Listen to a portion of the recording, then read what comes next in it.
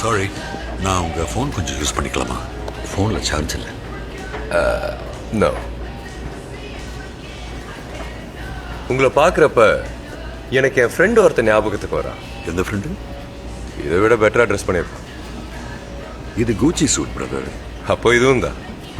உன் ஃப்ரெண்டு என்ன வேலை பண்ணுறாரு? Car racing. ஃபாஸ்ட் ஓட்டுவாரா? ஏதோ ஓட்டுவான். ஜெயிச்சிருக்காரா?